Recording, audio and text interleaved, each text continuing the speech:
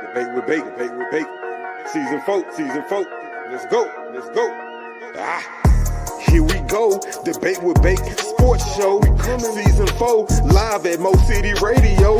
We talking basketball, football, and boxing. You got something to say, man? Jump up in them comments. We just giving opinions, supporting it with proof. Let's look at the stats, cause numbers tell the truth. It ain't no hating, we just debating, interviewing guests so we can learn how they operating. Shout out the prize picks for the daily fantasy.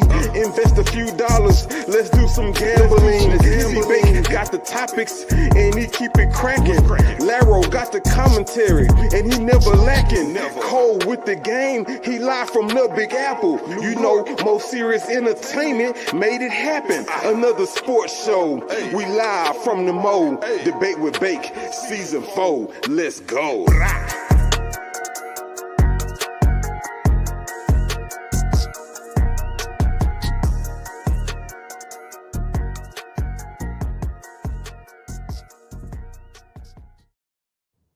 Welcome. What up, ladies and gentlemen? Sorry for the late start, but man, we are back in the place to be with Debate with Bake Podcast, DWB. I am your host, Debate with himself, aka C-Bake, aka Mr. Debate, aka Mr. Spank, Mr. Cole. How y'all doing? We are back for episode 8, season 4. Man, we apologize for the late start. Actually, it's my fault. It's Debate with Bake's fault. I was just a part of something, and I was just told that I was going to be blessed by God. Ladies and gentlemen, we are late because I had a situation on the studio where it was a young lady who was actually stretched out in her driveway. I thought she was dead, okay? It was her friend, and another Hispanic guy, and they were just standing over, and I didn't see no blood, and I was like, is she okay? They was like, yeah, she fell. So this lady had to be every bit of 500, 600 pounds. We had to pick her up. I could not drive by and leave her there. So that is why we have the late start. I apologize. It's Debate with Bake problem. Shout out to Lucy, who was the young lady. She was a good sport. She never gave up. Shout out to her friends. They told me her name. I'm sorry. And shout out to HFD. That is Houston's fire department, because we had to call them to get her up. But guess what? We did not leave her down, and we are here back at you. Even though we had a late start, we are brought to you by Most Serious Entertainment. Go to mostserious.com to check us out. All right, let's get into it. You heard my story. You heard the excuse why we're late. Let's go out to New York. Cole, what's going on, man? We got spring training. We got March Madness. We got everything. We got the USL, UFL. What's going on, man? What's going on in NY in the springtime, man? Yo, we loving it right now. The Mets and Yankees is back. Shout out to Houston for beating my team. It is what it is. I wasn't gonna say nothing, but you brought first series of the season. It's all good. But yeah, man, freaking the NCAA tournament's been pretty good. The weather was 79 degrees on Saturday up here, so everyone was loving it outside. So it's been good out here. I can't complain. All right, man. Let's go on and get it through. Let's go back over there to Ro. Ro coming remote live. I don't know if he with us, but Ro, what's going on, man? What's going on with you with the green Boston jersey, Ro? Can you hear me? Oh yeah, now throwback. This Seattle in the mix, man. We got the Sonic boy, man, today, man. We got the old Sean Kemp Rain Man vibes, man. We got that going on, but yeah, man, I'm out here on the culinary thing, man, remotely. So yeah, we stopping in that, but we got them hot takes for boys. So yeah, we keeping it popping. That's how I go. That's right, man. It's good to see you, Ro, man. Man, listen. Seattle used to be our nemesis in the 90s, man. How you gonna show up with a Seattle jersey? And when I say us, I'm talking about the Houston Rockets. Then you got the Rocket shorts on, but it's all good, bro. It's all good. You got the Rocket shorts on with the Seattle jersey, man. But again, go check us out on Debate with Bake Podcast, DWB, on mostserious.com. Shout out to my man Chuck. Chuck, I apologize for the late start, man, but I had to be a Christian. I had to help this lady up. But shout out to the Mo City. God bless you, fam. Yeah, to the Mo good Samaritan. You know what I'm saying? Yeah, man. Listen, I thought the lady was dead. Like I thought I had just saw some. Never mind. I don't even want to get into it. But we here. Shout out to you, Chuck, for holding it down. Shout out to the rest of the podcast that is on this label. That is Most Serious, the Most Serious family at mostserious.com, at Most City Podcast. Guns down, gloves up. with John, aka Dr. Jeremiah, and Dr. Candace Matthews. Man, I want to say what's up to my fellow label mates and everybody else that support MoSerious.com. All right, let's get into it. Let's get into sports. We off to a late start, but we have the Final Four set, ladies and gentlemen. We have all number 1 seeds in the Final Four. That is right. We have Auburn versus Florida and Duke versus our very own hometown Houston. All right, let's get into it. Let's talk about it, fellas. All right, let's start with you, Cole. How do you feel about the Final Four matchups? Well, let's rewind, Cole. Did you have any of these teams in the Final Four? How did your bracket end up? I had Auburn. I had Florida. I was tossing up between Duke, but I was expecting Duke to go, but I had Auburn, Florida, and Houston. So you did have Houston, even though Houston, I wanted on that side of the bracket, I did want Maryland and I did want Michigan to go, but I had to settle for the obvious number 1 seeds. Right. But I have Auburn winning it still. I just find the point guard play with Pettiton and Broom is probably the nastiest big man in college as far as like he plays like a grown man. So you got Auburn beating Florida. Now, who you got in the Duke and Houston matchup? No disrespect to y'all, and I'm not hating because no, it ain't no disrespect. I'm going with Duke. I'm going to Duke. Duke to whoever wins the Auburn Florida side though is winning the chip. But I think Auburn's going to pull it off. Okay. All right, Ro. What's up? I know you hometown flavor, man. What you got for that Final Four? Auburn versus Florida, Duke versus Houston.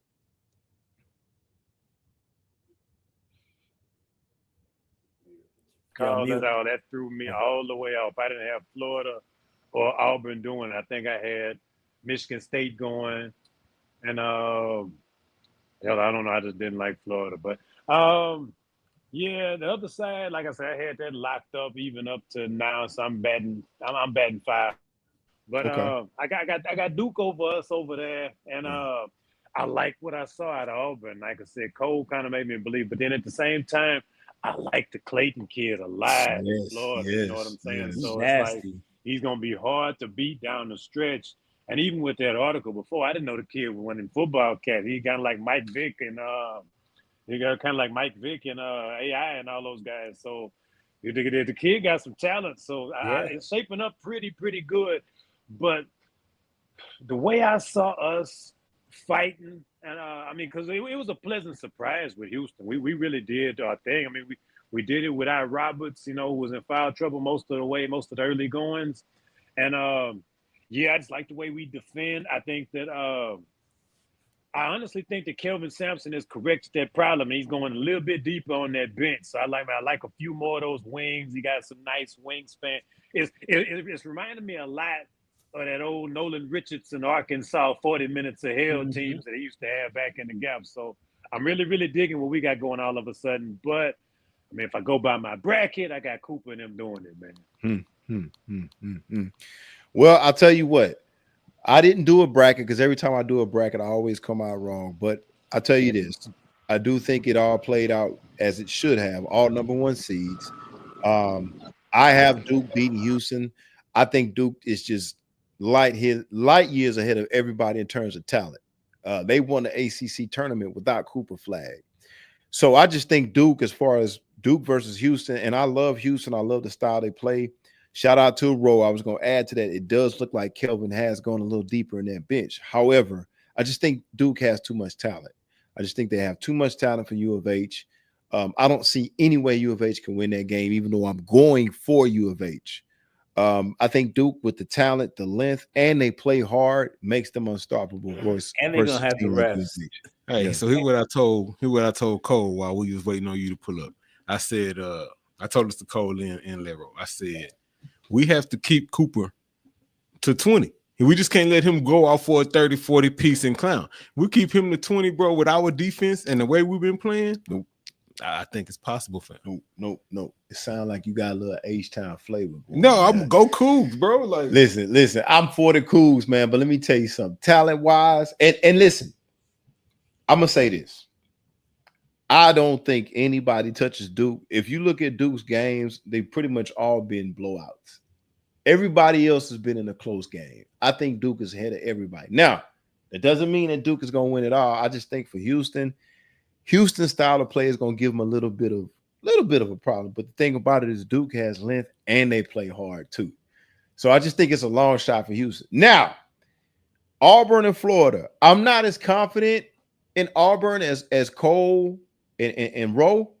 I get what they saying because H-Town dudes say Auburn gonna smash them Gators. I don't think so. I just think Florida got too much guard play to get blown out. Now, Clayton nice, Clayton dirty, but Pennington ain't no one staying in front of that kid, yo. Listen, but y'all sleeping on Florida's guards too. See, I'm Clayton is that dude. Listen. I'm not sold on Auburn like y'all are. I've seen some chinks in the armor. Now, have they been good all year? Yeah, pretty much. And have they come out of probably the toughest conference in basketball, which is the SEC now in basketball as well as football? Of course. I'm just telling you this. I don't think it's going to be that easy of a game to get past Florida. And if they get past Florida, I don't know if they have enough. I'm telling you, Duke is light years ahead. Like, think about this. They won the ACC tournament without Flag.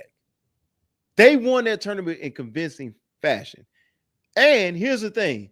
Like, they got like 6 or 7 dudes right now that can go to the league. I don't know, man. I think y'all sleeping on Duke. I will say this. I got Duke. Man, I don't know Auburn and Florida, man. I'm not writing Florida off, dude. I get what y'all saying with Auburn. I don't know. I'll tell you what. This is what I'll say. I got Duke. If Florida goes, I think Duke wins. If Auburn goes, I think it might be a tougher game. But I'm still leaning towards Duke, man. I think Duke is just superior talent-wise. I think they the creme de la creme. That dude, Cooper Flag, like that dude is supposed to be a senior in high school right now. He reclassified up. That's how good he is. So I don't know, man. We'll see. Predictions on scores, Cole. Give me predictions. I think I say 76 to 71 Auburn and Florida. Houston, Duke is going to be 81 to 75. Okay. Ro, you got a score? I got Auburn and Florida going into overtime. With Auburn winning maybe 82 to 80. And we liking Duke up. Duke may beat us in a close one, maybe I say 69 to maybe 65. Okay, so championship game, Auburn and Duke, I guess both of y'all, right? Mm-hmm. All right, Cole, who wins that game? What's the score of that game? Who wins that game? Houston wins. I mean, Duke wins that game. You got Duke beating Auburn? No. I'm sorry. I thought you just said the previous. No. I got Auburn winning. I got Auburn winning. So what's the score of that game, championship game, Auburn versus Duke? It's going to be gritty. I think it's going to be 74-72. Okay. All right. Ro, what you got? What is your score prediction for the championship game? I'm assuming you taking Duke versus Auburn as well, correct? Yeah. Duke and Auburn. I like Duke 73 to like 67. Okay. I got Duke by 6. Duke get them by 6. Okay. All right. I can't make any predictions, man. I'm not ready to. I'm telling you, don't sleep on Florida, ladies and gentlemen. I'm not ready to say Auburn is going to fully win that game. If I had to go to Vegas, I'm gonna go Florida, dude. I'm gonna go Florida. I see the chinks in the armor in Auburn, man. I don't know. They just don't look superior to me like y'all say. But I don't have a score, man. I just think Broom has that it factor. The way Broom carries himself, like he just looks like a mature grown man playing with some college players, man. And that's a fair take. I'm not gonna lie. That is a fair take. I can't deny that, but it's just, I just think Florida is so dangerous, man. I just think the guard play of Florida. Yeah, I agree. But I think Pettiton versus Clayton they offset each other. They two different types of guards. Pettiton just gets wherever he wants.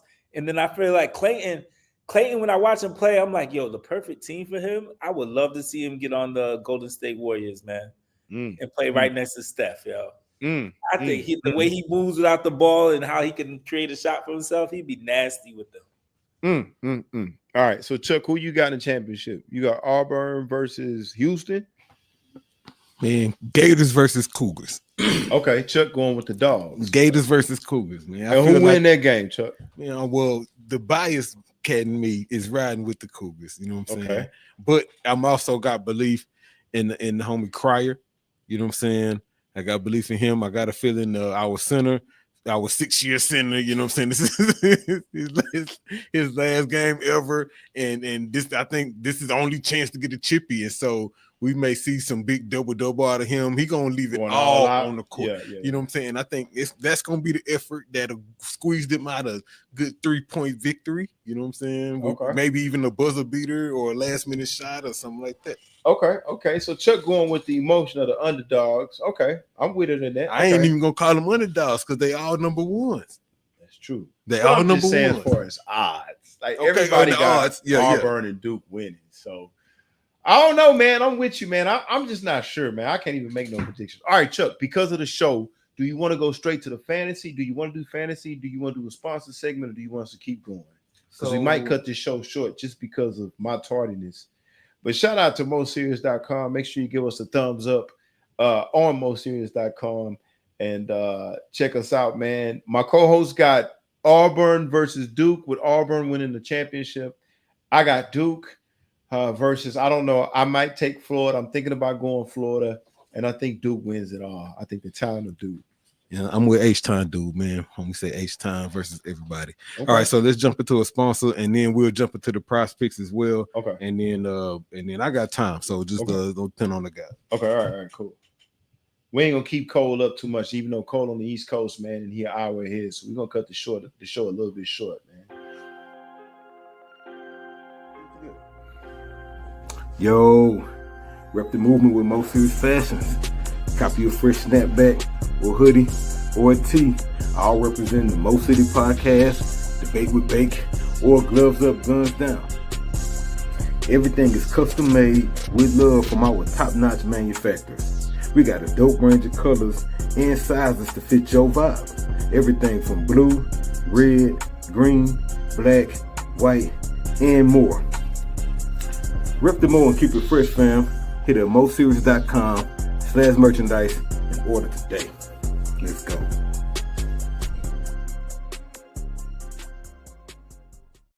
Stop. It's COVID, flu, and RSV season. Boost your immune system now. Fortress was developed to provide key ingredients that provide such aid to the body's immune mechanisms. So how do I fight COVID, the flu, and RSV? So our job isn't to defend ourselves from things, it's to help support our body's natural immune system to begin with. And when you look at Fortress, that's exactly what we're after. Individually sourced ingredients that have been demonstrated to support our natural immune system and help our bodies just do a good job at what they're naturally meant to do. And that's why Fortress is a very nice combination of these independently sourced ingredients that can help support a healthy immune system. Learn more about Fortress and natural ways to boost your immune system by clicking the link. All right, Sean.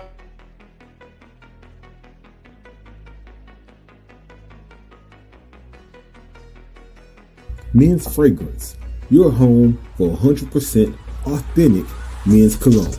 We carry high-end fragrances like Creed, YSL, Gucci, Polo, and more with below retail prices.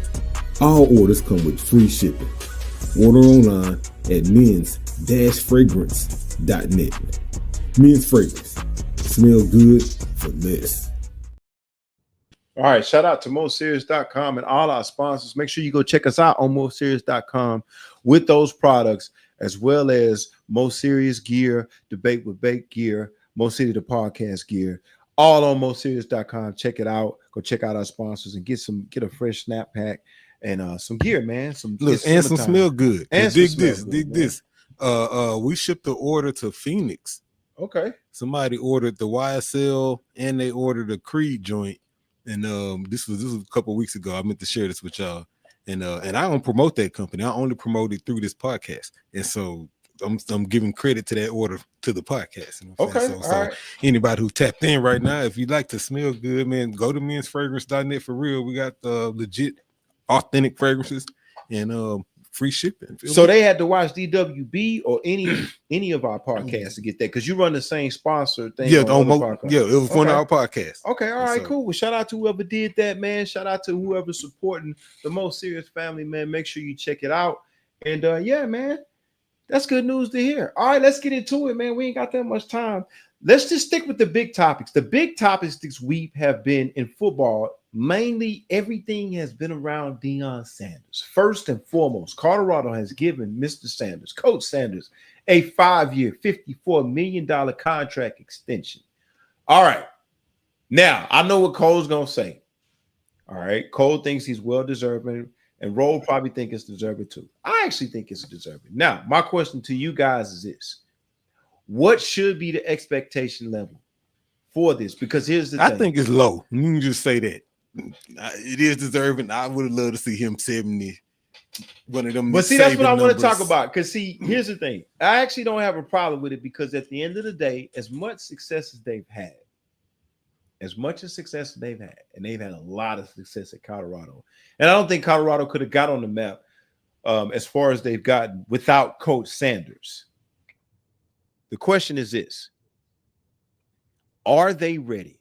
Will they be ready to start competing at that, SEC level?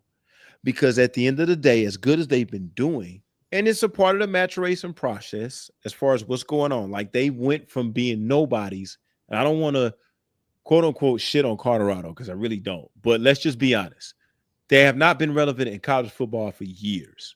Okay. Maybe since the Eric Bieniemy days. I could be wrong. Cordell Stewart. Exactly. That's right around the same time, same era. But here we are. They're on the map. They've made it to national TV. They've got a Heisman Trophy winner on the team now. The whole culture has changed. Everything from merchandise to licensing, everything. They have made millions and millions of dollars. But the question is, because Chuck brings up a good point, it's only $54 million. Now, the question I have is, number one, and I think I understand why it's only $54 million, because here's the thing. As great as we've done, as great as we've improved, are we ready to start competing with the SEC, quote-unquote, NFL talent? And so I agree with the extension. I agree with the monetary amount.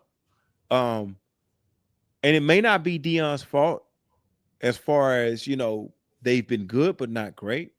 They've gotten a national ranking since Deion has been there. But let's start with you, Cole. How do you feel about this contract? And let's debate about it a little bit. Is this enough? Is the time period enough? Is it 5 years enough to let Deion do what he needs to do? And better yet, what does Deion need to do to get him to the next level? I think the time frame is enough. I think 5 years is good. It's college, so no one's going to honor anything. So if he wants to leave, he's going to leave. But I think that he had, 3 years now? This is going into his third year there. So I feel like it's that third, fourth year where you start to clean out other people's mess and you start to get your own culture and everything built in it. So my expectation for this year, considering the fact that they were pretty decent last year, had a chance at getting into the playoff if they would have won that one game towards the end of the season. I expect the bowl game. I expect 11 wins. And I expect to get into the college playoff because I don't think the division is that the Big Ten. I don't even think it's that, difficult as far as there's not a crazy amount of good teams. I think they can win the division. So you okay with the contract, 5 years? Now, let me ask you this. Has Deion won the appeal? And we'll go to Roe next. Has Deion, in your eyes, Cole, has he won the appeal in terms of, because now you got to deal with the transport portal. They obviously have the dollars now at Colorado. Is Deion enough to keep these kids from going from year to year? Because that's the biggest thing now. You might get paid a little bit more money, but guess what? Your roster may change from year to year. I think people will want to play. I think when you're being coached by Marshall Faulk, Warren Sapp, some of the greatest of all time in the NFL, and that's your brand right there. You're selling like you're selling Hall of Famers to them as your coaches. Like you're guaranteed to make it to the NFL. That's kind of way they're probably pitching to it. Like if you do what you're supposed to do, you learn what you need to learn. Just my connections alone are going to get you NIL deals. My connections alone are going to, have NFL pros and scouts coming in on a regular basis. I have relationships with owners. I could pitch them. I could pitch you to them and everything like that. I'm going to line you up with some good games because coaches, regardless, the people that even hate Deion, they want to beat Deion. So he's going to be able to schedule games against some of the most premier programs in the country because everyone wants a piece of the pie that Deion's bringing. He's brought a lot of popularity back to the sport. So okay, all right, hold on, Roll. Okay, let me play devil's advocate to this because let me put you on the spot. Now I know you're a Deion Sanders fan, whether it be player or coach. That's my biggest appeal. That's my biggest concern is we know that Deion can recruit and he does have that NFL backing. Now he has it in his coaching staff. But here's the thing, Cole, and this is a major question. Okay. In order for him to be able to compete, maybe even possibly get to a college championship, and I'm pretty sure Colorado's thinking that in the back of their mind, within the next 5 years, they have a shot. But let me play devil's advocate.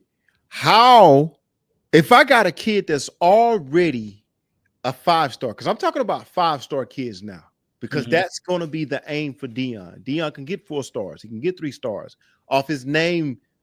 Anyway, he can do that. He did that at Jackson State. He brought some of them guys over. But how does that work? How does Deion get a kid? Because is that enough? Because you got an NFL coaching staff. Is that enough? Put yourself in these shoes, Cole, if you can. Your son is in the state of Georgia, okay? He's a 5-star running back, okay? Is Colorado going to really appeal to you over Georgia, over Alabama? Because here's the thing. Georgia has the dollars. Georgia has the NIL deals. Your son is already, how much more coaching? Yeah, he needs NFL coaching. I get that. But your son is a 5-star athlete. What is really your appeal other than Deion's name and his coaching staff that's going to get you to leave your state of Georgia? Because he's going to have to steal some of those 5-star kids to make that program nationally rank in the top 5, top 10. What is that appeal at Colorado? Because here's the thing. Georgia has the dollars. Alabama has the dollars. The SEC has the competition. What is that appeal to make my kid want to go to Colorado? I think it's the endless possibilities that Deion's bringing. You have Lil Wayne, you have all these different rappers and celebrities coming around all the time.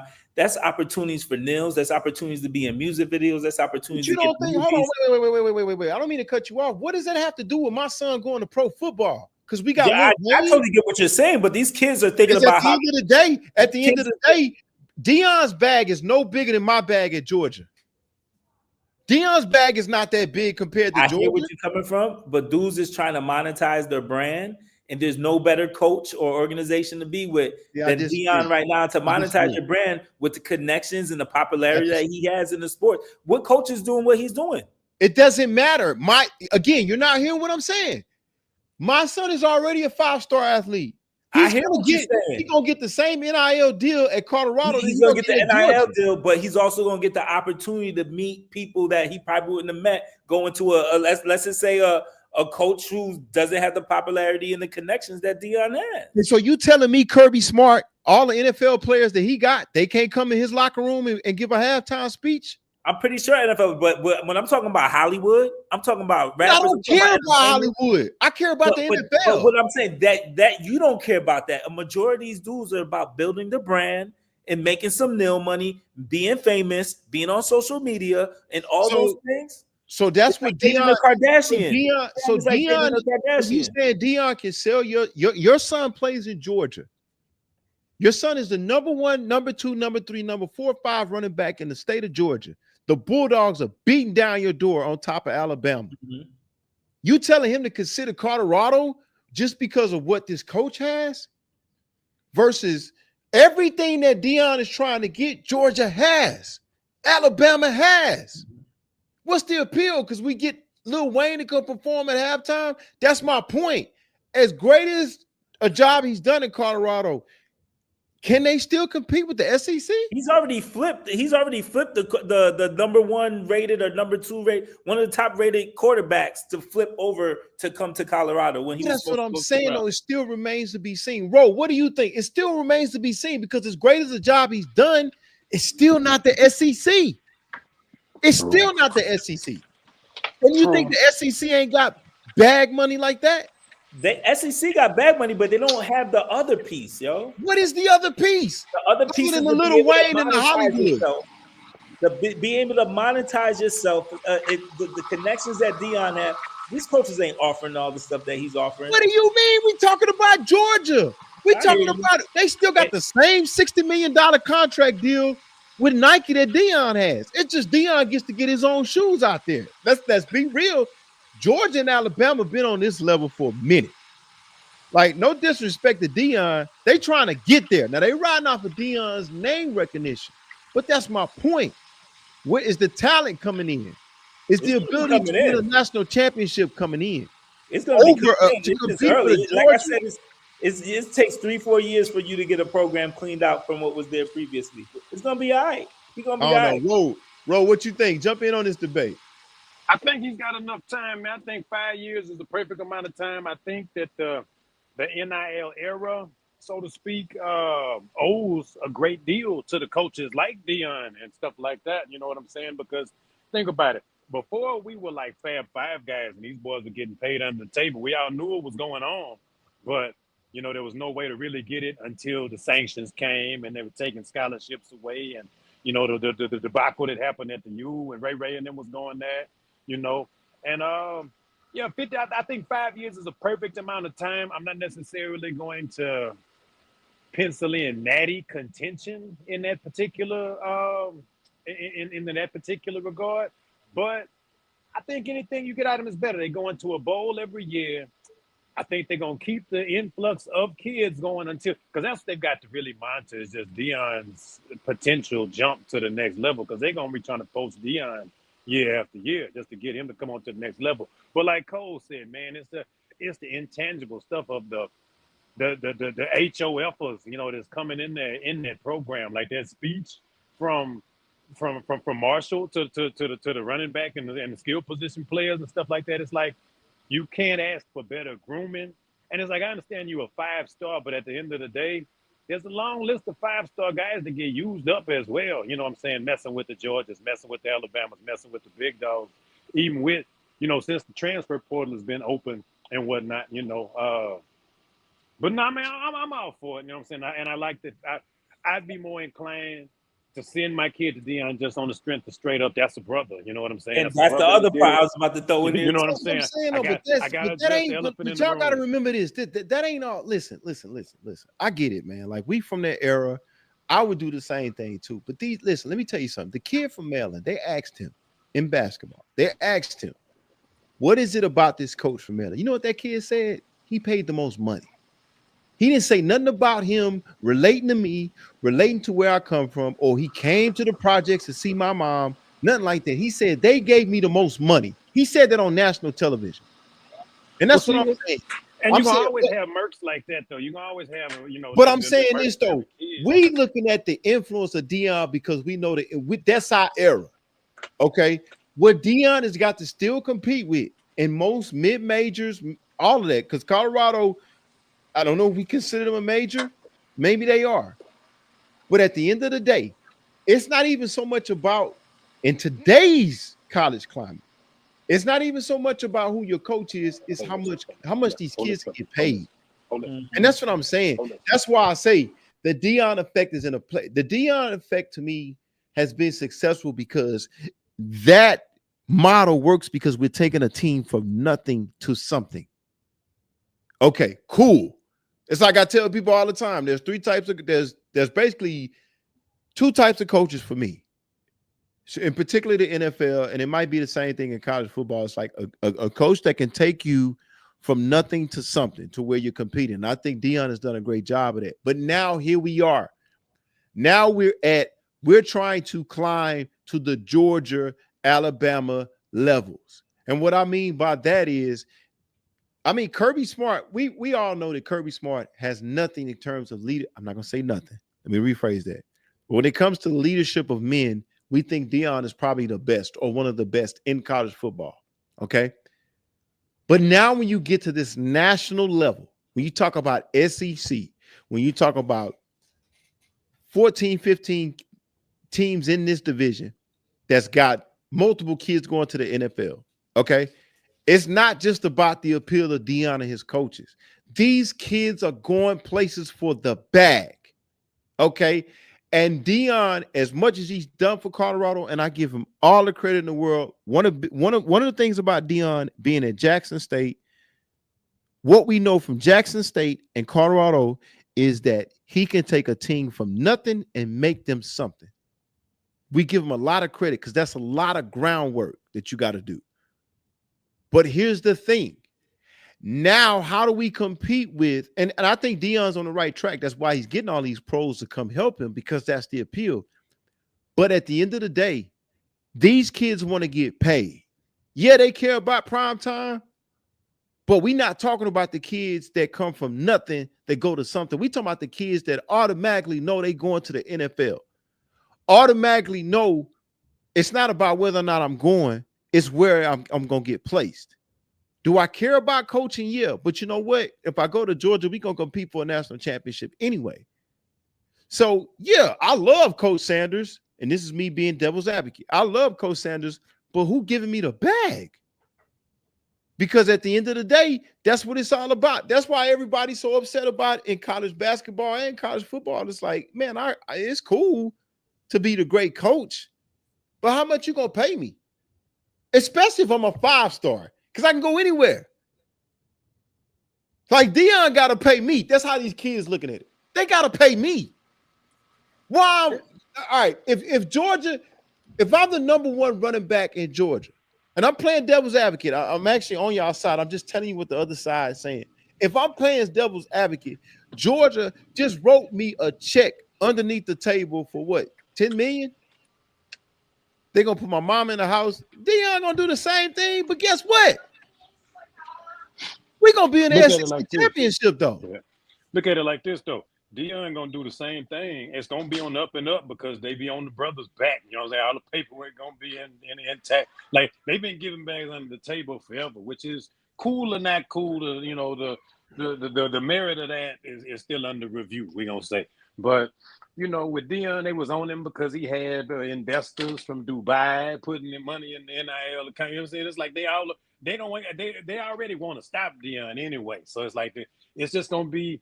I just feel more comfortable with it that way, just being that way alone. You know what I'm saying? For that reason alone, like the majors, they use you up. They as bad as the league. You know what I'm saying? It's like you only there for whatever, and you lose sight of the fact that, yeah, it is a bag involved, and that's better than it was because you were really rolling the dice when you were playing and you were a student athlete and you were going to college and then you had to go to class and all that good. But, you know, I mean, with the kids, it's not planning on staying like you saying, like you debating, you know what I'm saying, from like the state of Georgia, like we're going to say, we're going to use that as an example.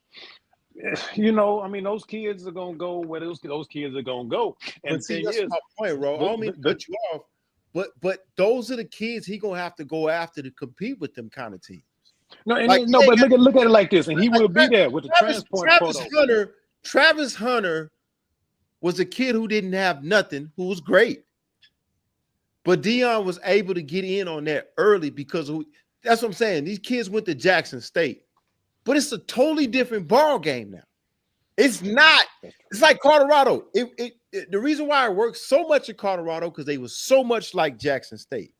They were a program that needed to be revitalized. Okay, boom. You bring in the perfect guy with the perfect name, with the perfect leadership. Because guess what? When those kids come there, those kids are not worried about a bag because they know this guy, if we do it his way, this guy's gonna give us a chance because he's giving the little guy a chance and he's taking them from minimal talent to being able to compete.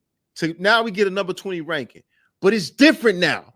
That's what I'm saying. To beat a Colorado, to beat a Florida, to beat a Georgia, to compete with an Alabama, to do all of that, to beat a Notre Dame, like right now, do y'all see Colorado going into Tuscaloosa and beating them? I can't see it. I can't say that. Exactly. That's my point. Well, that's what I'm saying. That's what it had to happen this year. It could happen in the following year, but I think people's going to be surprised at how good they're going to be. They're already getting a lot of transfers in the transfer portal. Yeah, that's what I was going to say. Yeah, but again, another thing we're not accounting for though. That's year to year.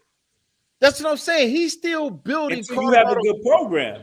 Yeah, but he's still building Colorado to be something like Alabama. Because here's the thing, Alabama. All right, they got 3, 4, 5 running backs. Somebody leave, somebody transfer, next dude step up. You see what I'm saying? Like, Colorado's not there yet. And in order for him to get there, he's going to have to steal some of those guys. And that's the nature of this NIL culture is, like I told you, the kid from Maryland said, the coach gave me the biggest bag. That's why I went there. It ain't got nothing to do with his coaching. It ain't got nothing to do with his personality. Now, that might be secondary. But the dude flat out said that, hey, he paid the most. But I think that's for a majority of the coaches out there. But I think Deion's different. I think some people literally want to play for him because his personality is infectious. Also, our kids, we want to play for Deion. These kids don't really know much about Deion like that. But their parents do. A lot of their parents do. But again, parents do. But again, their parents got to their parents got to deal with this too. You need to go play for that man because that man is great. Yeah, but he only gonna give me. And you know how Deion is. He's like us. He's principle driven. He's already said, I'm only bringing the kids in that's gonna. I'm not necessarily bringing the talent in, but I'm bringing the kids in that's gonna sell out to what we do. He's already said that about his program. So that's me trying to convince a 17-year-old kid from nowadays, where Deion is saying, "Hey, young fella, I'm gonna get you $5 million," and Alabama's like, "I got you 10." And Saban ain't over there no more. That's why Saban got out. Saban got out because you know what? It's not about playing for me anymore in my program and my principles. It's about the bag. These kids don't care about that. And I'm not blaming them because if somebody came with me 10 million and Deion gave me 5 million, now I'm a little bit more biased because I grew up in that era. Like I said, Deion is icon to us. But these kids don't look at that. They don't look at that. Who giving me the most bag? And then here's the thing. They go over there with Deion, okay? Everybody ain't going to play. Every college is going through this. And then Alabama say, hit the transport portal. How much you want? Give me $8 million. It's done. Deion going to let him walk. Hey, young fella. But you know what? He's going to be able to let him walk because he's still going to have players wanting to play for him. It's not about you're missing a point. No, I get what you're saying, but everyone can not having players. It's not about having players that want to play for him. It's whether or not he can break that next level to compete with those Alabamas, with those Georgia. And I think he can. And I think he can. And I think he will. You basing it. I keep telling you, you guys are basing it off of him taking a program from nothing and making up something. Now you have, okay, you've done that. He's successful at that. We've got evidence that he could do that. But now you're going to go against the powerhouses. Now you're going against the Oregons. Now you're going against the Floridas. But know why that could be successful is because now that you have the transfer portal, every team, there's parity. There's parity. People are losing good. Look at Georgia. They just lost Beck. Look at Georgia. They just lost Beck. About parity. It's about who's going to write the biggest. No, it's not. It's about who's going to write the biggest checks. No, people can write the biggest check. But when you talk about him winning, what I'm telling you is that what the transfer portal is doing is making people. It's a kryptonite for a lot of programs. Yeah, but Cole, programs that were dominant are no longer guaranteed a check. You basing that off of Deion's appeal. That's what I'm trying to get you to understand. I'm not basing that off of Deion's appeal. You can't be basing off his record because they ain't done nothing yet. They have not done nothing yet. They made a bowl game after, in a couple years ago, they were what, only 2 wins or 3 wins? Okay, U of H made a bowl game a couple years ago. What does that say? What is it saying? It says for them to nothing. not have won any games, and then for them to win. So I think U of H is a good example, but right? it's not Because they saying came nothing. into the Big But 12. you're saying, hold on, but you're saying that in terms of, yeah, Colorado, that's what I'm trying to get you to understand. Colorado went from nothing, just like Jackson State. They went from nothing to something. Okay, but Deion didn't hang around Jackson State. He's at Colorado now. Okay, but that has nothing to do with the top tier. That's what I'm saying. We have no evidence of that yet. All we got is we know Deion can take a program, Jackson State and Colorado, from nothing to something. Mm-hmm. Okay, great. They got ranked nationally. They haven't had that in years. Mm-hmm. I give them that. But that's what I'm saying. It's a different level now. Can Colorado compete with Notre Dame when it comes to recruiting? Can Colorado compete with Georgia when it comes? Can Colorado be in the same boat as a Louisiana State University? I think they can be eventually. But you have no evidence other than the appeal of Deion Sanders. You don't have the evidence, though. But I think that's enough. I think there's certain people who can transcend time. Just like I do think Belichick will do the same thing with North Carolina. Eventually, he'll get players to come over there. But Belichick has a track record of being at a top level in the NFL. Deion doesn't have that as far as coaching. Deion as far as coaching, though, he has a track record of everything. Of taking a team from nothing to something. Turns to gold, whether it's his playing career or his coaching career. And I just asked you a minute ago, maybe it was Roe. Do you think Colorado can beat Georgia right now? No, I'll answer it for you. No. In 2 years, you might be able to say it. Maybe at the end of this year, you might be able to say it. Exactly. That's my point. He might. It hasn't been proven yet. Well, we'll see. That's what I'm trying to get you to understand is we don't know if it can be done yet. You're going off the appeal because you love Deion Sanders. I get it. Anybody's going to admire taking something and taking nothing and making something out of it. I get that. But we talking about Georgia, dude. He has 5 years. I think within 5 years, he will be one of the top programs in the nation. Well, that's forecasting. That's forecasting. Up to this point, we have no evidence that that's going to happen. We have no evidence because I'm going to be honest with you. I love Deion Sanders. My kid in the state of Florida, if Georgia at the door and Deion at the door, I'm going to listen to both. I'm probably going to send my kid if he's a 5-star to Georgia. Because here's the thing. Colorado ain't playing Alabama. Colorado ain't playing the SEC like that. They've done well going from where they came from, but we don't know. We don't even know if Colorado can beat Notre Dame right now.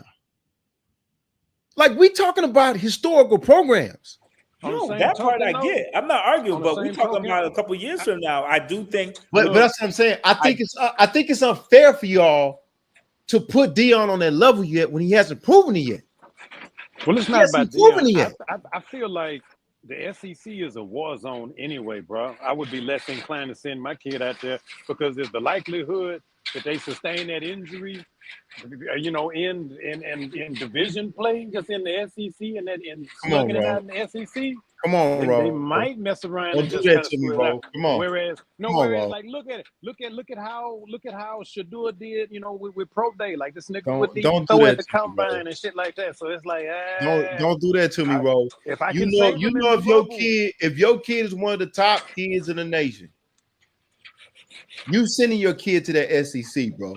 I don't care what Colorado do, unless they go to Vanderbilt. All right, I can understand that. Yeah, but let's be real, man. He's going anyway. That's what I'm saying. If he's 5-star and he's going anyway, he going to the SEC. He ain't going to Colorado.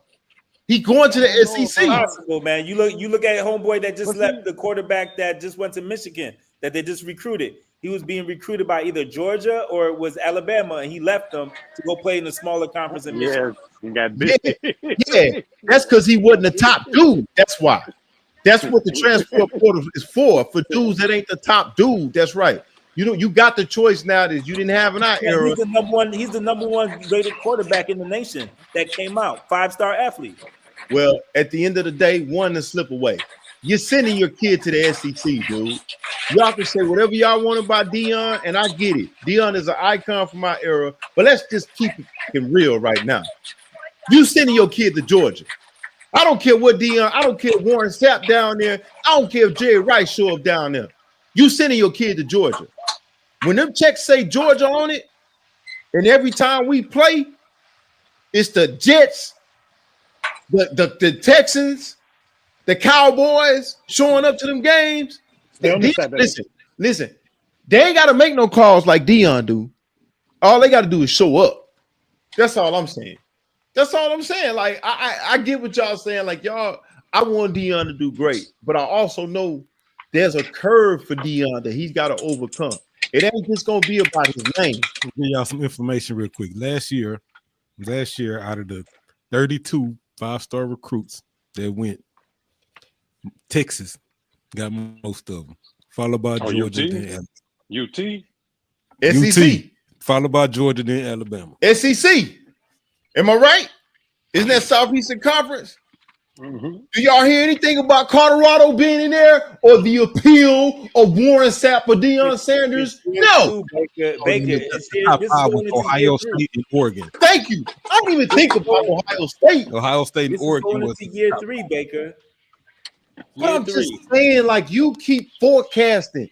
That's what he got to go up against. Colorado, as much as they've done well, they don't have Ohio State tradition and money right now, brother. If anyone can still play it, it'll definitely be Deion. Here y'all go, man. All right, listen, I'm with you. I like it too, but I also know I'm biased to Deion. But y'all both know, y'all can sit on this podcast if y'all want to. If Deion offering your son Colorado State money and Georgia car, your son's going to Georgia. And you ain't finna sit here and tell him you ain't going to Georgia, you going to Deion because he was an icon of my era. No, sir. No, sir. Back in the day, yeah. But now you be looking at, hey, if I go to Colorado, you be looking at taxes. If I go to Colorado, if I go to Colorado, you know who my rival game is? Colorado State. If I go to Georgia, my rival game is who? Alabama. And me as a coach, I can say, you know what? I'll get us a game against Alabama. And y'all gonna get ran either way. Out of the stadium. Play him. You still got a chance to play him. And y'all, you know what? Because it reminds y'all me believe it. Listen, y'all believing into the man too much. Y'all believing into the man too much. He ain't done until he beat LSU, until he beat Georgia, until he beat Alabama. I'm not putting him up there yet. I don't believe in the man. I believe in the culture he's created. And I think he has a culture where you want to work there, you want to play there. Okay. So when has culture ever beat Georgia or Alabama from Colorado? But don't worry, I'll wait. I think culture has changed a lot because aren't they on their second or third coach in the last 8 years over in Georgia and Alabama?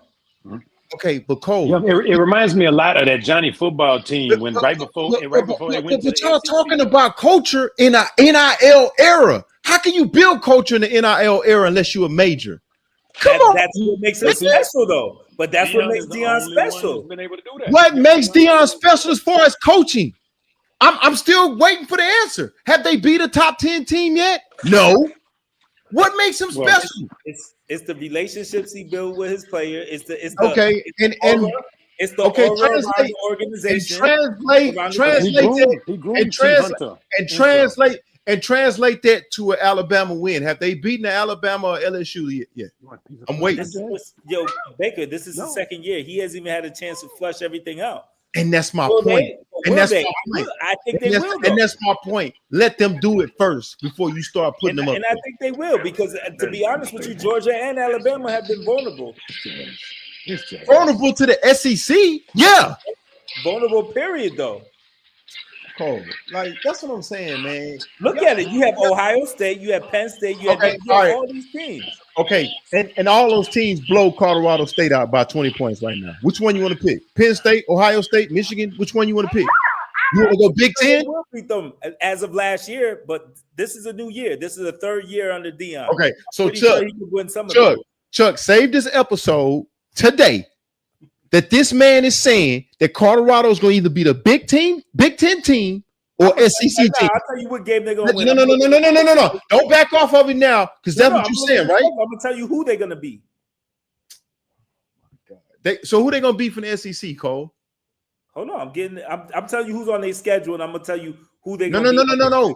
Their schedule is popcorn compared to the SEC. I'm not asking you that. Their schedule, they're going to win. Who they playing? Kansas State? Kansas? Get out of here, man. I'm talking about the SEC, man. I'm talking about the Big Ten. They always play out of division games. Every college team plays out of division games. I'm trying to say. So I want to know from the Big Ten and the SEC, since you put up their schedule, who they gonna beat this year? You tell me. Fuck out of here, man. Deion can't go out there and throw passes. Out of here, man. You hate Deion. Why you hate Deion? I'm not hating. I'm just saying, be realistic. Like, you sounding crazy, man. Like, I said, I didn't say they're going to win this year. I said he got 5 years. I said at least Rose said 5 years. No, you said next year. At least Rose said 5 years. I said next year I expect him to start winning. That was the original question. I said I asked you. Of course, they won last year. I asked you. That's not my debate. My debate is, can they compete with the Big Ten and SEC team? That's all my debate. Let me repeat what I said. You had asked how many games you think they will win. What do you think they're going to do? What do you think he needs to do to be considered? I said about 11 games this year, win a bowl game, but eventually he has to win some national titles. All right, however, so go through their schedule. So before we go to the next topic, go through their schedule. I want you to pull up a SEC or Big Ten team that they beat. Go through the schedule, because they playing Kansas State, Kansas. Who else they playing in their division? Iowa State. Right? Yeah, Utah. Where they supposed to be, Chuck. BYU. Right. Exactly. Do you see a Georgia, Alabama on there, Cole? Do you see a Florida? No, because they're not ready. And that's why he didn't schedule them, because he knew they weren't ready. He's building his program up. So then why are you sitting up here debating me? Because you said 5 years from now. Do I expect, because the culture he's building and because I see people want to play for him, within the next 2 to 3 years, I guarantee you he'll be beaten on some of those teams you're talking about. Okay, so Chuck, I'm telling you to bookmark this episode that he said this. Please bookmark it. That's what I want. That's exactly what I want. You said 2 or 3 years, right? In 2 to 3 years, he will be beaten. He'll be so scheduled with LSU. March 31st. He gonna beat one of them in 2 or 3 years, right? Yep. So we saying 2027, Ohio right? State, Michigan. Because at least Rose said 5 years. You talking about 2 or 3 years? 2 or 3 years. Okay. All right. So is Marshall Faulk gonna suit up in 2 or 3 years? Is that what you're saying? If they would change the nil laws, he probably could.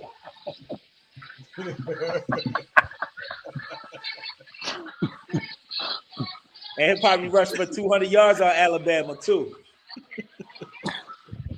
This guy is such a cartoon believer, man. if that's the case, man, can we sign Jerry Rice up too? Nah, he washed. Oh, okay. All right. The Mississippi Valley State, man. Exactly. Maybe exactly. Owens though. Anyway, all right, let's stay on Deion, man. This guy he's a fantasy chaser, man. That's why they never win in New York. All right, have y'all been seeing the whole controversy between Deion and Asante Samuel? How crazy Asante Samuel has been talking about Deion? Yeah. That's wild. All right, so let's talk about that, man. Is that even a comparison? Man, it sounds like hate. Let me start with you. Let me start with you, Ro, because I already know what Cole thinks. Cole thinks that Deion gonna suit up in 2 or 3 years. They're gonna beat Alabama. Is it really a debate between him and Asante? Because here's the thing: Asante got numbers. Yeah, statistically, I'd say yes. However, the blaring thing that I caught that he is leaving out, that Asante is leaving out of his side of the argument is, look, he had the benefit of playing on multiple stacked Super Bowl defenses. He played with, I think it was Richard Seymour on the line and Willie McGinnis and Teddy Bruce. He had some mean defense. And you don't Like, I think give the him his Cowboys? You don't think them Cowboys and 49ers had some of them teams too? Nah, Charles Haley? That's a valid point. But see, then you got Deion's body of work when he got on, right before he got on, when he was putting up numbers in anonymity out there in Atlanta. Hold you know what on. I'm saying, right before he Okay, got now on. I knew you was gonna say that. I knew you were gonna say that. Say that some stats for debate. You feel me? Because the thing is, Because we ain't gonna it's be like and we then ain't you gonna know be what? like Cole and believe into the Superman complex because she's Deion. Okay, in 188 games, Deion had 53 interceptions. In 153 games for Asante Samuel, he had 51 interceptions. Okay. Mm-hmm. In the playoffs, See, Deion had five. Deion had five playoff interceptions. Asante had 7. Big stops, big, yeah. Now Deion got two Super Bowls. Asante got 2. Asante might have 4. Oh, he only got 2. Yeah. Nah, and it's like, yeah, because the stats, like you said, Ro, the stats are close. How many field goal or punt returns does Asante have? Does that matter? If you count TDs, I guarantee you Deion got several TDs. He never garnered the Revis Island reputation and mystique like, that backs like Deion. Revis or Charles Woodson. It's like niggas would throw at that boy. You know, he wasn't better than Champ Bailey to be. Yeah, but I get, but like Cole say all the time, like you say, Ro, let's look at the stats. My stats say Deion got 53 interceptions, Asante got 51. My stats say Deion got 5 playoff interceptions, Asante got 7. They comparable. Because what y'all talking about is Superman complex. Because we had his shoes, because he was Nike, you know what I'm saying? He had the swagger, the pumps and the bumps with Hammer, and he was doing it for the black man, and he was flashy, and he made the jewelry. But let's talk about stats, baby. That's why we call it debate with bait. We talk about debates. We ain't talking about flashiness. I will say it's probably harder for Deion because he probably played in the era of better quarterbacks too, yo.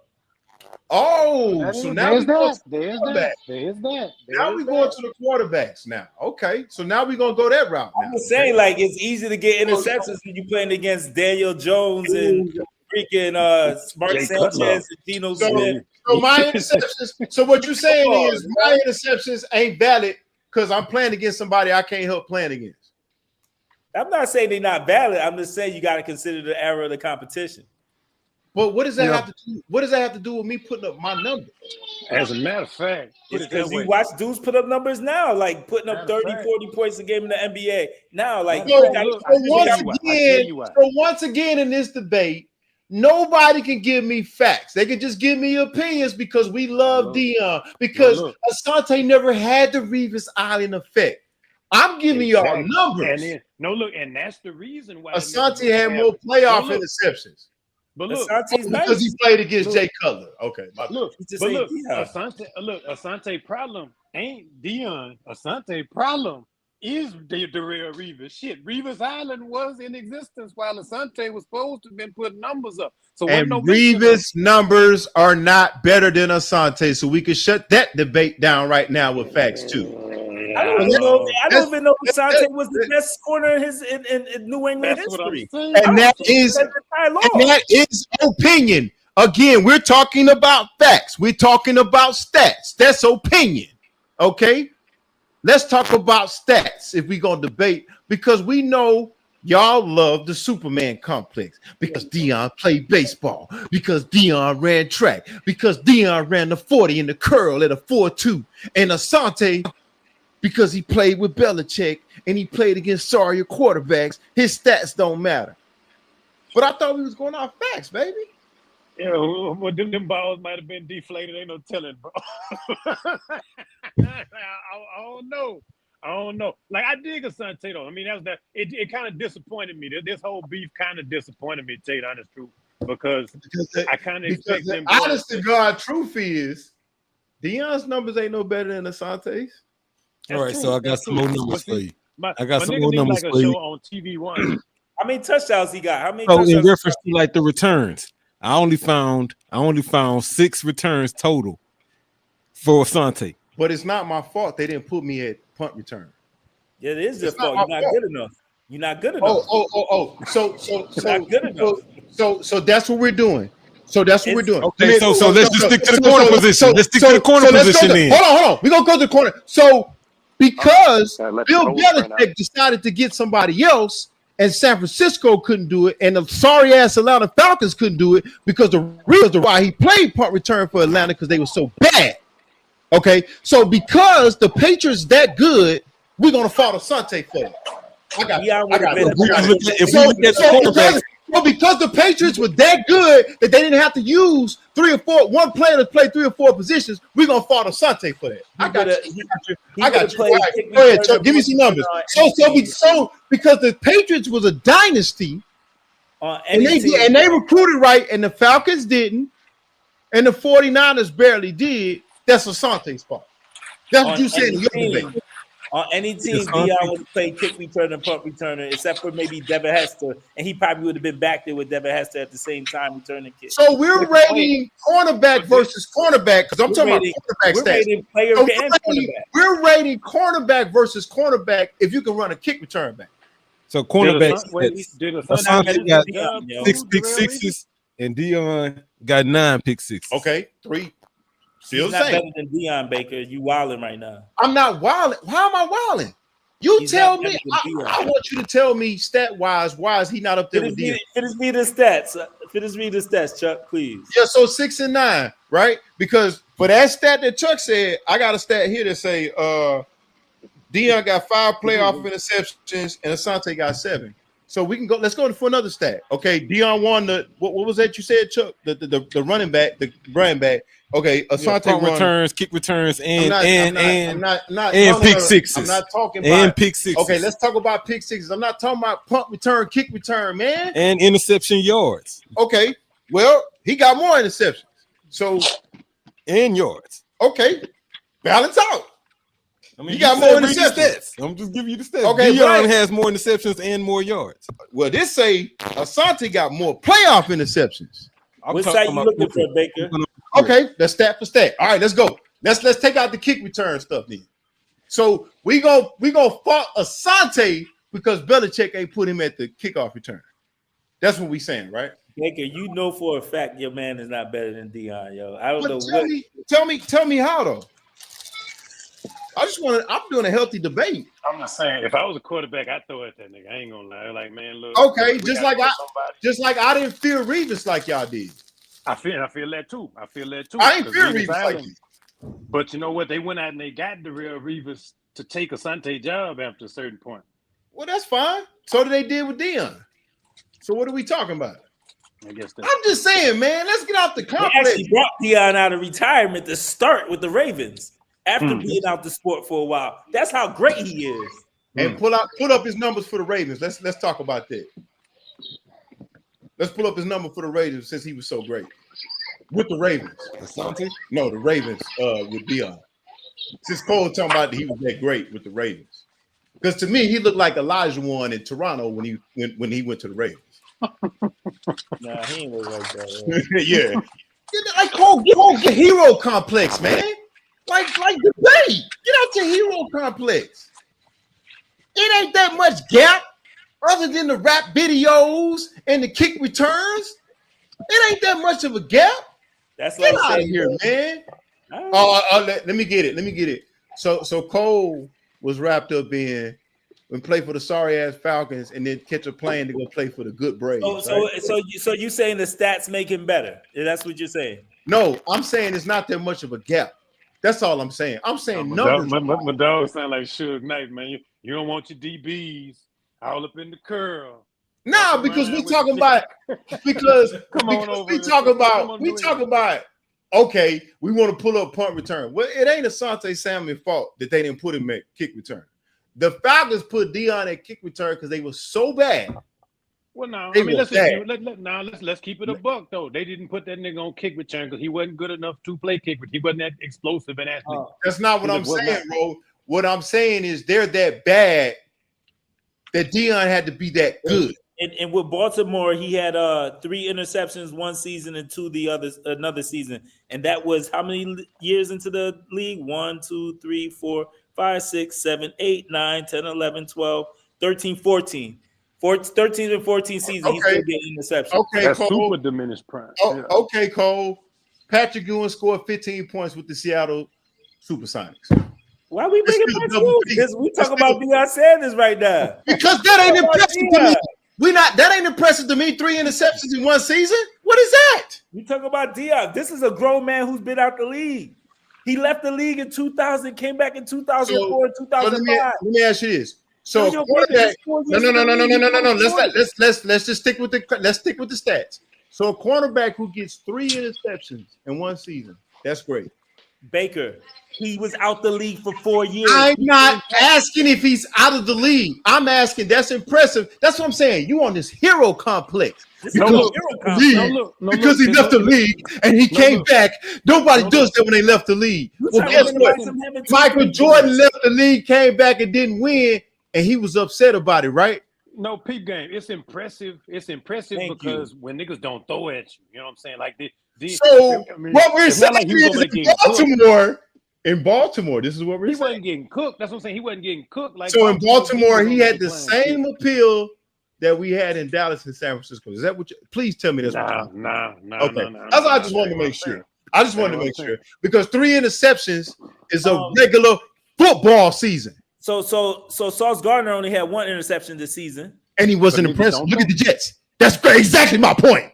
That's exactly my point. Remember, he had exactly my point. Minimize. Exactly my point. That's exactly my point. He had a subpar year. That's right. Sauce Gardner, your teammate, your guy that you said was number 1, had a subpar year. That's exactly what I'm saying. That's exactly after 4 years off. That's exactly what I'm saying. Had 3 and 2 That's exactly what I'm saying. 3 interceptions, whether it be Deion, Dal Green, you mad, baby? Dal Green or Revis is not an impressive season. It's not impressive. Coming back after 4 years off doing what Deion did. What does that mean? He's not even getting signed by anybody leaving the league for 4 years, yo. He's not even getting signed by anybody. You came back and scored 2 points after 4 years. That makes it impressive. It's impressive that he even gets signed. Your man ain't getting signed after 4 years. So now we in the hero complex again. Here we go. Santi's not getting signed. That's a fact too. That's a fact. Cole, name me a historic season where somebody got 3 interceptions. Don't worry, I'll wait. Oh, that's right. All right, let's go to another topic. Did you hear them crickets? Did you hear them crickets, Chuck? Because I sure heard crickets. Get out of the hero complex, man, and learn how to debate, man. They need the hero complex. This ain't impressive, man. Just because he came back. Get out of here, man. What's the Santi do that's more impressive than Deion? Nothing. The only stat you gave was that he had two more interceptions in the playoffs. Right. And that's my debate. And that's probably coming from a player. My debate is a player that played on the team. Ain't they more impressive? Playoffs every year in a weak division. Make the playoffs every year in a weak division. They still won. That's more than the Jets. Oh, Ty Law, Willie McGinnis. Now we're okay. All-stars. Okay, Merton Hanks, Ken Norton, Charles Haley. Where we want to go? We'll name some more off the Cowboy team. I still hear crickets. I don't remember who none of them cornerbacks was, bro. Yeah, I don't remember any of them dudes. I remember just Deion shutting down half the field so everyone could double team. Everyone could double team, yo. Hey, man. Next week, y'all come back with stats. We can stay on the hero complex, man. All right? I'm giving y'all stats, man. Everybody has their favorite corners. I'm giving y'all stats. That's all I'm saying. But his stats still don't match up with Deion, yo. Right, because you're the hero. Just like you think Deion could put on the jersey. I'm just realistic. This is what you sounded crazy, Baker. You think Deion and Marshall Faulk is going to win games for Colorado against Georgia? Right. You shouldn't even be debating this one, though, Baker. That's wild. Right. I'm giving you stats. I expected better from you than this one. Right so now we're gonna make a joke out of it. I expected better than you. So let's pull the stats. I'm not making a joke. I'm trying to lighten the atmosphere, but that's crazy, Baker. You actually compared the Santi Samuels to what's his name, and say that he better. That's crazy. So is the show called Debate with Bake or Hero Ball? I think you was drinking at the bar before you got here, yo. I think you was drinking at the bar. Okay, well, bring us some stats, Cole. We can laugh. Stats. I know, and the stats are pretty much the same. But I more interceptions during the regular season. I've been at the bar. He had more interceptions. He had more interceptions during the regular season. And Asante had more interceptions in the play. He has more touchdowns. As a quarterback, no. Stop the hero ball. He took 4 years off after a double-digit career. Stop the hero ball. Okay, all right. Let me ask you this: flying off a cliff. We can't debate. We can't debate. We can't debate because we caught up in the hero ball. We caught up in the hero ball. So why would you compare touchdowns from somebody who played multi-purpose back and all that versus somebody who just played cornerback? How many cornerbacks got a lot of touchdowns in history, Cole? Quite a few. Okay, name me some and give me the stats. Rob Woodson. Give me the stats. Give me the stats right now. Come next week. I'll look that up for you next week. Okay. Well, until next week, then stop the hero chasing. Until next week, then. Until next week, then stop being a hero chaser. You doing good for him? Get out of here, man. Stop being a hero ball, man. Hey, man. Warren Sapp can't line up against Alabama, bro. Is that hero ball? I'll rest my case, man. Let's get to the next stat, man. Stop being that's why you can't win. Y'all such hero chasers in New York. Oh, Ewing's gonna be better than Elijah when he got his ass stomped because you being a hero chaser from Georgetown. Get out of here, man. Let's stop him out of college. It's all good. Let's go to the NBA. Let's wrap up with let's go to the NBA, man. Let's go to the NBA, man. I ain't interested in nobody being a hero, man. I want stats. The show is called Debate with Bait, not hero ball, man. Get out of here with that, man. And again, Deion is the best. Get out of here. All right, man. Let's talk about Stephen A. Smith versus LeBron, man. Not hero ball, man. Get out of here, man. Oh, you got more touchdowns. Yeah, he played two back. Duh. Get out of here, man. Debate something, man, and stop being a hero. That's why y'all can't win in New York. Y'all play too many hero balls. Oh, Oakley is the greatest enforer. But we're realistic over here. You say that Asante Sanders you got dropped off by Olajuwon, and I don't know hero. Wild, Baker. Get out of here, man. All right, let's talk about Stephen A. Smith versus LeBron James, man. Chuck, you got any clips from that, man? This guy here, man. Hero ball. You said Asante Sanders over Deion. Hero ball. I never said he was over. I said the numbers are comparable. Hero ball. Number can be comparable, but you're such a hero chaser, man. You're a hero chaser. It's cool. Not in the stratosphere. Yeah, so on the Stephen A. LeBron deal, obviously LeBron did the whole LeBron conversation right on Pat McAfee show, and it was a dope interview. I don't know if y'all went and caught the whole thing. I watched it live when it happened. Then I went back and watched the unredacted one where they had it kind of live.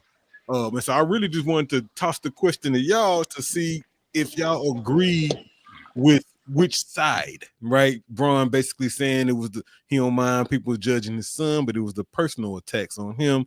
And Stephen A. saying, no, I wasn't judging you personally. You know what I'm saying? I was looking at what you did though for your son. And so I really want to see how y'all felt about that. Well, I go first, man. I listen. I never side with Stephen A. on a lot of stuff, but it's hard for me not to feel him. It's hard for me not to feel him simply because of this. I don't like the whole posture of like, here's my thing. You confront the man at the Lakers game, okay? Number one, if you really wanted to get something off your chest, why would you do it there when, number one, the posture that you're giving is, I'm standing over you. Like, if you don't do this, I'm going to do something to you. Not saying that he said that. Okay. My question to LeBron is, it looks like you were trying to intimidate somebody. Okay. Number one, I don't recall Stephen A. saying anything about Bronny that wasn't true. So Stephen A. Smith's job is to get, and unfortunately is for him to get paid to talk about players. Now, that's not something I picked for him. Personally, I mean, you know, the guy's never played high-level ball, but that doesn't mean he can't criticize players. So My question is, I don't understand what LeBron James is trying to accomplish here. I can't critique your son, but you saying your son could play in the NBA. And I agree with Stephen A. I never thought Bronny was ready for the NBA. I get the milestone, and I applaud LeBron and him for it, but he wasn't ready. He wasn't ready. So my thing is, if you push your son to be in the NBA, and if he doesn't perform, when LeBron doesn't perform to his high level, doesn't he get critiqued? So what makes you think Bronny's not going to be critiqued? And the whole thing was set up by him and Rich Paul, meaning LeBron. So I don't know, man. I don't usually agree with Stephen A., but I'm like, it's hard for me to go against what Stephen A. is saying. And a lot of the vibes that LeBron gives, and I'm a LeBron James fan, but a lot of the vibes he gives, if you don't name him as the GOAT, he gets a little bit upset about it. Now, Stephen A. obviously lied about him not being at Kobe Bryant's funeral. Stephen A. got to take a hit on that. But I just don't understand what the issue is with LeBron with Stephen A. I don't get the whole confront him at the game, stop talking about my son. I don't get none of that. I don't understand it. But that's my take on it. Maybe y'all got some other take on it. I don't get it. I don't get it. I really don't. But anybody else, y'all could go ahead, man. I don't know. I don't understand. I guess I don't understand LeBron's stance. I look at both sides. I think they both corny to let this keep going. I just think that's something they should have handled off the camera. I think for a lot of different reasons. I hate to see black people just arguing and doing shit like that on television. But the other part of it is I think that you have a point where it says that, you know, Stephen A. has a right to do that. He's a commentator. You know, this is what he does. He criticizes, he talks about athlete performance, those things, and that comes with the territory of being a professional athlete. On the other end of the spectrum, I could also see where maybe LeBron probably couldn't differentiate the fact that this is my son. And I felt like he was coming at Stephen A. Smith from the standpoint of like, this is my son, I'm a father, not from the standpoint of, well, this is another athlete. I think it has a downfall to it because I think that his son doesn't need to be protected and shielded and guarded because at some point in time he has to grow into manhood and be able to handle those situations or speak up for himself. And I felt like that was a great opportunity for him to speak up for himself without LeBron coddling him. It made the image of him coming into the Lakers make it seem like he forced the Lakers to sign his son or whatever like that. Those things only add to the narrative. But overall, I do believe that both of them just need to drop it. Him going to what you call was a strategic move to go to what's his name, Pat McAfee's show. I think that was a strategic move just to be spiteful because I know Pat McAfee and Stephen A. don't get along. Exactly. But at the end of the day, it's to me, I just think it's whack. I think Stephen A. need to stop going on different shows talking about it. He looks like a fool, you know, when he's talking about that stuff still, and it's I'm over it. So, but my whole thing is this though, Cole, and I agree with a lot what you're saying. But my whole thing is this: what do you want Stephen A. to do? I mean, I don't understand. It's like Stephen A. even offered say, "Hey, man, come on the show. We could talk this out, or we could talk this out behind cameras." He know where to be found. And it's like, you know where to be found. But then when you know I'm at a Lakers game, and here's the thing, you're going to confront me like, I can't whoop your ass. You know I can't do nothing to you. If I throw a punch at you in the stadium, that's the end of my career. So why you going to come get in my face, which you know a camera is watching us. You know a camera can see you standing over me at 6'9", 260, saying, don't be playing with my son like that. Why do all of that when you know I can't do nothing back? So I don't blame Stephen A. for going on the air like, dude, you know what you're doing. Now I'm going to say what I got to say. You want to use your forum, which is the court, to stand over me and let everybody see that you can intimidate me because I don't call you to go or because I'm criticizing your son when I told you your son wasn't ready. So I'm going to get on my platform where I'm the big guy, where I have a big voice, and I'm going to stand over you. Just like you stood over me. Because guess what? Just like I couldn't do nothing to you at the crypto center, whatever the name of the LA gym is, I'm gonna get on my platform because I'm the biggest voice as a black man, and I'm gonna stand over you. Because at the end of the day, if you had an issue with what I said, you could have came to me. You're LeBron James. You could have came to me and said, hey man, let's talk about this. Because at the end of the day, did I say anything wrong about your son? So what is Stephen A supposed to do? I don't know, Ro. What you think? I mean, I don't know. I'm not gonna lie. Like Cole said, they both kind of corny for letting this play out the way that it did. But at the same time, Stephen A is getting, I'd say, more and more traction. Didn't he just sign like $100 million deal or something like that to re-up with them anyway? Because he's using his platform like LeBron used his. I mean, it's like, and I definitely, but at the same time, I sympathize with both sides. Like, I mean, unfortunately, LeBron is a product of the Will slap Chris era. You know what I'm saying? It's like everything's got to be done on a grand platform. He didn't like it. You know, I mean, everybody, including LeBron, knows that Bronny wasn't ready. You know what I'm saying? So that's it's like, my point. Yeah. But I mean, I like the transparency. I like the thin skin. You got to stand for something. And it's like, who gives a shit? I mean, I wish half of the kids that deserved, I mean, Stephen A and commentators like and pundits like him deserve to have been put into place a long time ago behind a lot of these white kids, a lot of these white legacy kids, coaches' kids, Kobe Carl, shit like that. You know what I'm saying? A lot of those kids didn't get that same kind of flack that Brother Man is getting just for doing the same thing that they've been doing for these years. So it's like, man, look, at the same time, the message to the entire media wasn't just Stephen A.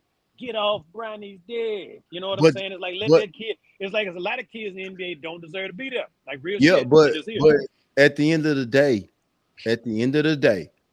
you could say that, and I get that. But at the end of the day, you are LeBron James' son. Okay, you are LeBron James' son.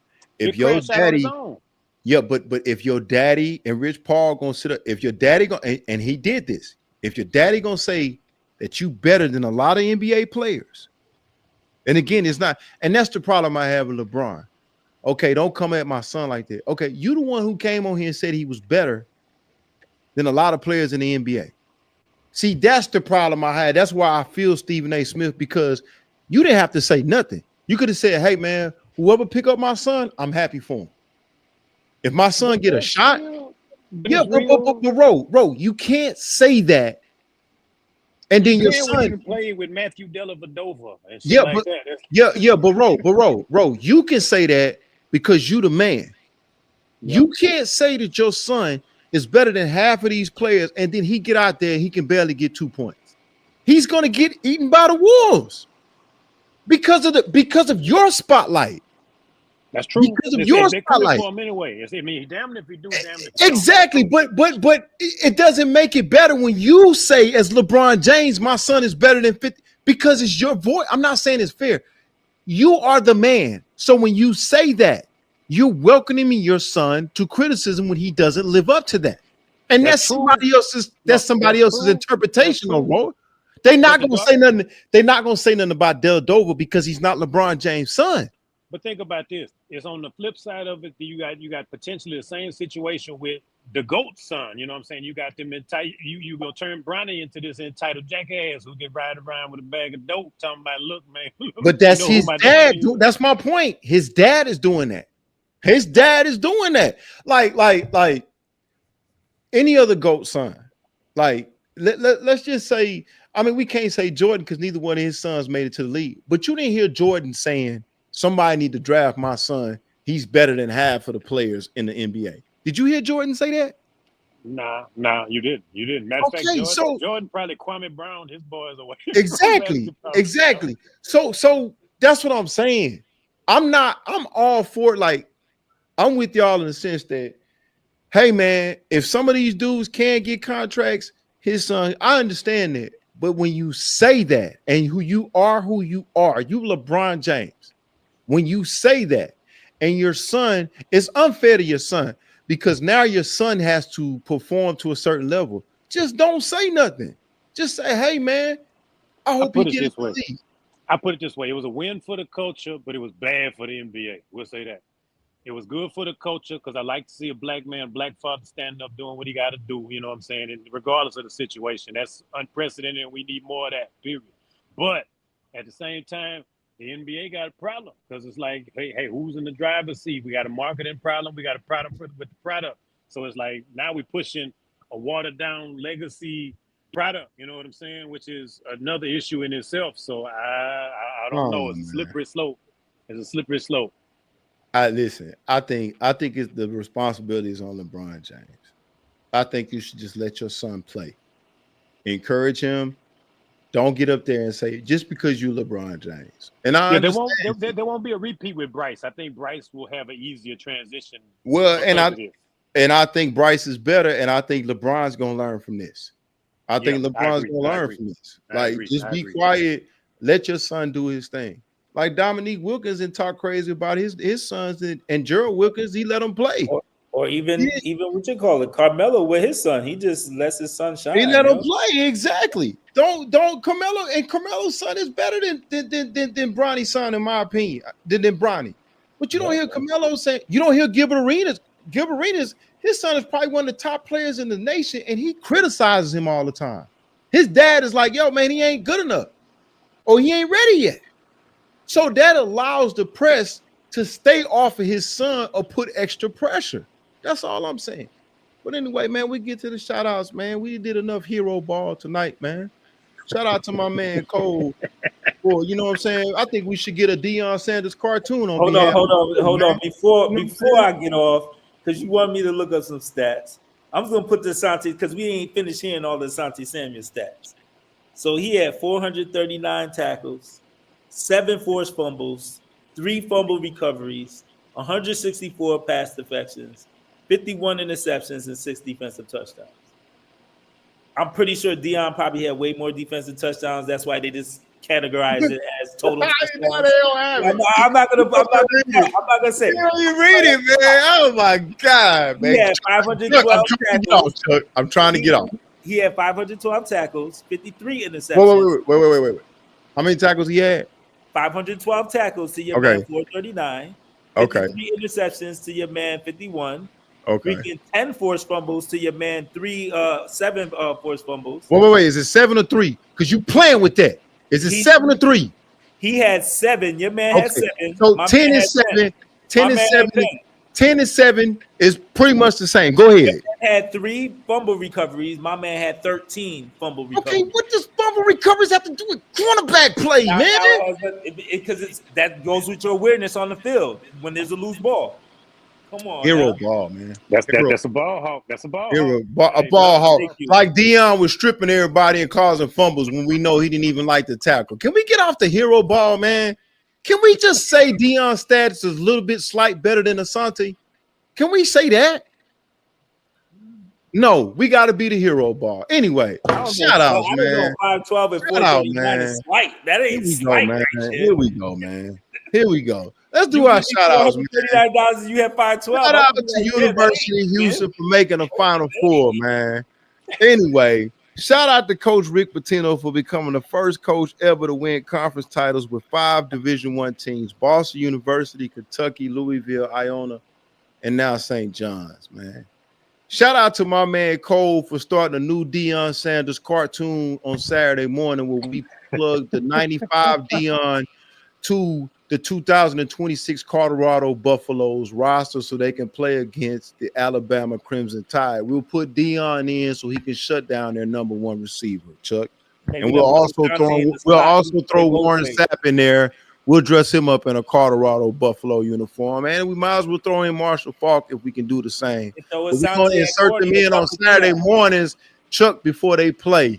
Before Colorado play. So when y'all take this idea from Debate with Bake podcast, make sure y'all give Cole the credit. We're going to take Deion. We're going to put him in a black jersey, put Buffaloes on it, and we're going to do the same thing with Sapp and Marshall Faulk, man. That's all for my shout-outs.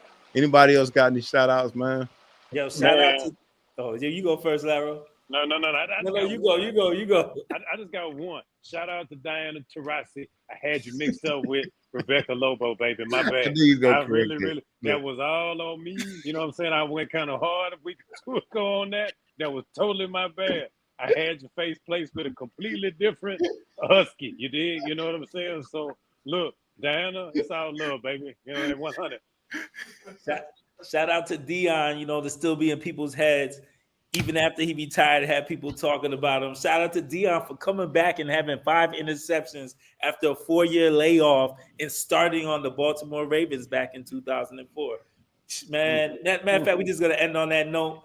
Deion, keep doing what you're doing, man. Congrats on that contract, yo. And I like to give a shout out to Mo Sears Entertainment for everybody who participated, everybody who hit that like and subscribe. Everybody from the sponsors to Chuck to everybody. I also want to give a shout out to Akeem Olajuwon for scoring 15 points for the Toronto Raptors when he went over there. Shout out to you, Big Baby, for being a legend, for going to Toronto and scoring 15 points. Shout out to the late great, he's still alive, Patrick Ewing, for scoring 20 points for the Seattle Supersonics. Even though we can't pull it up, we know you play for the Supersonics. Shout out to everybody that tuned in to Debate with Bait podcast, episode 8. In the books, baby. Peace. No doubt. All right, fellas, yo.